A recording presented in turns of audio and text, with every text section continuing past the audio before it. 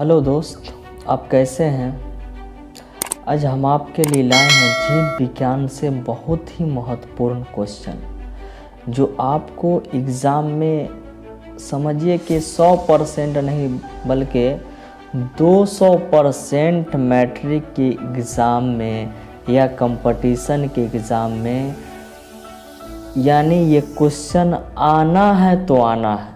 इसमें कोई शक शुबा नहीं है कि इस क्वेश्चन माने ये जो नोट्स हम पढ़ा रहे हैं आपको, इससे क्वेश्चन नहीं आएगा। ये आपको थोड़ा सा भी शक शुबा नहीं करना है, बशर्ते आपको ईमानदारी पूर्वक क्वेश्चन को पढ़ लेना है और याद कर लेना है, समझे।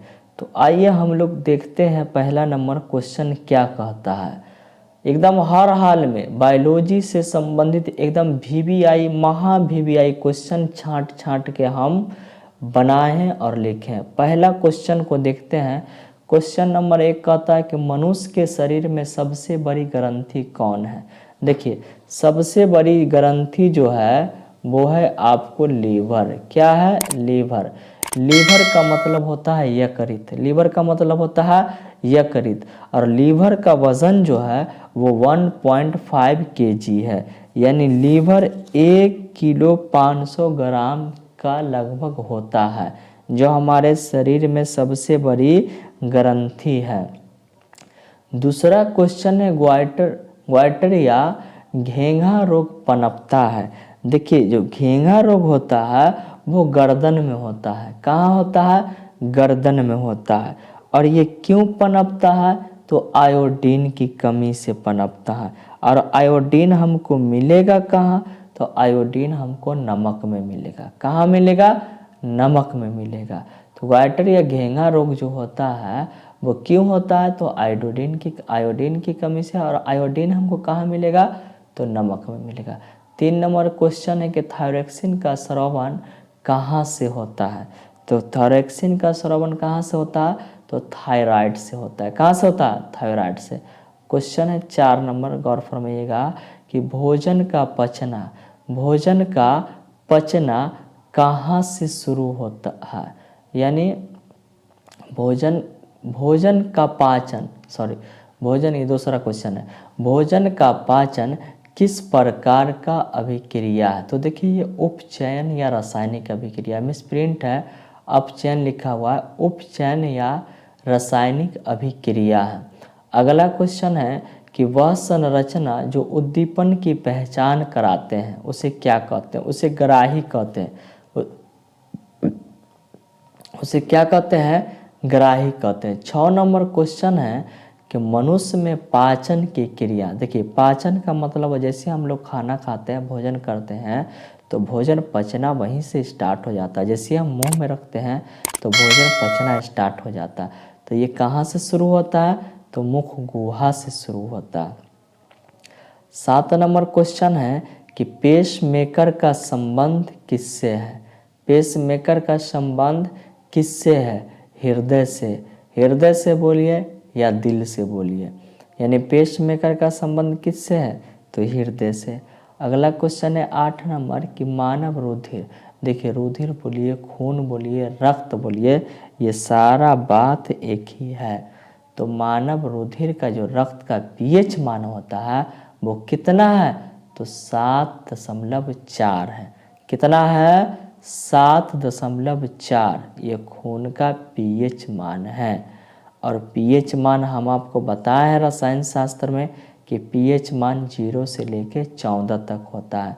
जो 7 से कम होता है उसे अम्ल कहते हैं, जो 7 से अधिक होता है उसे क्षार कहते हैं, और जो 7 होता है उसे उदासीन कहते हैं। उसे क्या कहते हैं? उदासीन।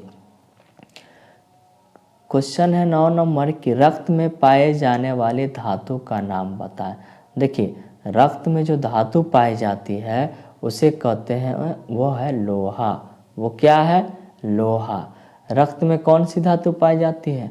लोहा। और लोहा का परमाणु संख्या 26। लोहा का परमाणु संख्या 26। और लोहा को Fe से सूचित किया जाता है। किससे सूचित किया जाता है? Fe से। 10 नंबर क्वेश्चन है कि पाचन क्रिया में प्रोटीन किस पदार्थ में बदल जाता है। तो देखिए पाचन क्रिया में जो प्रोटीन है वो एमिनो अम्ल में बदल जाता है। किस में बदल जाता है? तो एमिनो अम्ल में।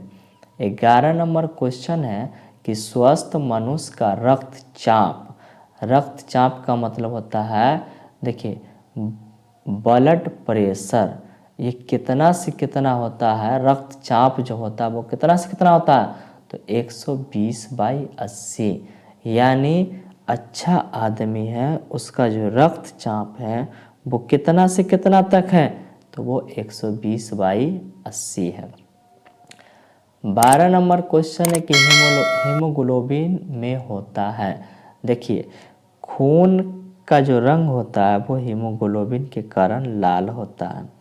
तो खून का रंग हीमोग्लोबिन के कारण लाल होता है, तो खून में जब लोहा पाया जाएगा तो स्वाभाविक बात है कि हीमोग्लोबिन में भी लोहा पाया जाएगा। 12 नंबर क्वेश्चन है कि हीमोग्लोबिन में क्या होता है? तो क्या होता है? तो लोहा होता है, और लोहा के परमाणु संख्या 26। ये सब जरूर याद कीजिएगा।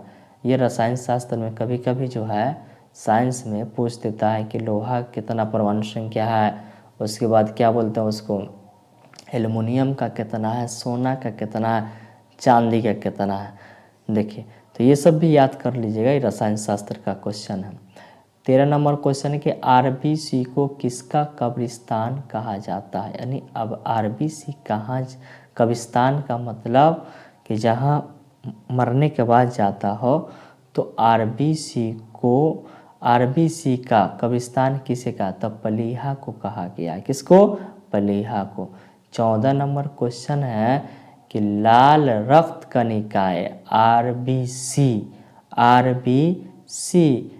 कहाँ उत्पन्न होते हैं? तो वो होते हैं अस्थि मज्जा में। कहाँ होते हैं? तो अस्थि मज्जा में होते हैं। 15 नंबर क्वेश्चन है कि देखिए सफ़ेद रक्त कणिकाएं WBC, यानी WBC का काम क्या है, कार्य क्या है? तो वो कार्य है रोगों से लड़ने की क्षमता प्रदान करना। देखिए हमारे शरीर में जो खून है, एक लाल खून है और एक उजला खून है। तो जो लाल खून है वो ऑक्सीजन का परिवहन करता है। जब हम लोग सांस लेते हैं, हवा फेफड़ा में जाता है तो इसको चारों तरफ फैलाता है हीमोग्लोबिन। और तो ये जो लाल रक्त है वो ऑक्सीजन का प्रवाह कराता है, यानी चारों तरफ उसको घुमाता है। लेकिन जो WBC है, सफ़ेद रक्त कणिका है, वो बीमारी से लड़ने की क्षमता प्रदान करता है। यानी कोई बीमारी अगर अटैक होता है तो श्वेत रक्त कणिकाएं कहता है कि हम अभी है, तुम हमसे फरिया लो, ठीक है, तब उसके बाद तुम अटैक करना। तो ये लड़ने की क्षमता, बीमारियों से लड़ने की क्षमता प्रदान करता है। 16 नंबर क्वेश्चन है कि गुर्दे का कार्यात्मक इकाई क्या है। गुर्दे का कार्यात्मक इकाई क्या है? तो वो है आपका नेफ्रॉन। क्या है?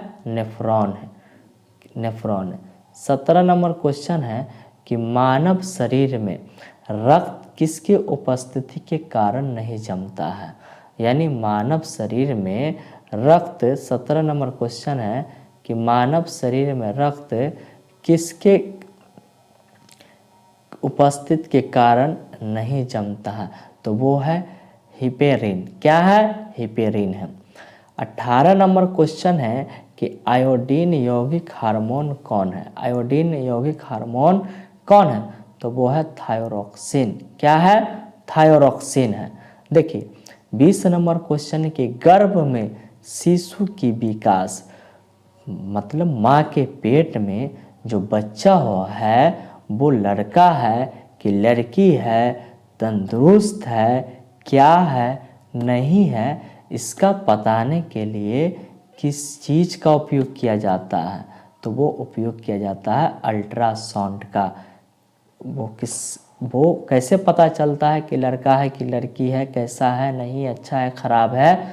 तो वो अल्ट्रासाउंड से पता चलता है। 20 नंबर क्वेश्चन है कि सोते समय रक्त, जैसे हम लोग सोते हैं, देखिए ब्लड का जो रनिंग है यानी प्रेशर है तो वो 3 तरह का होता है। कभी कभी समान रहता है यानी जितना रहना चाहिए उतना रहता है, कभी कभी बढ़ जाता है और कभी कभी घट जाता है।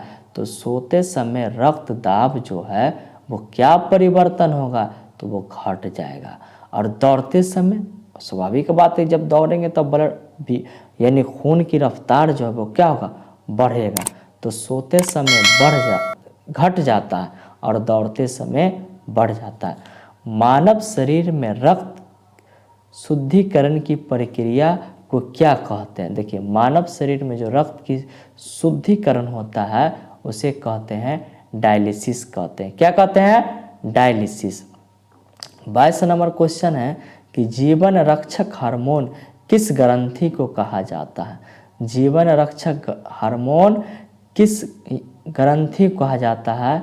तो वो है एड्रीनल को। किसको कहा जाता है? एड्रीनल को।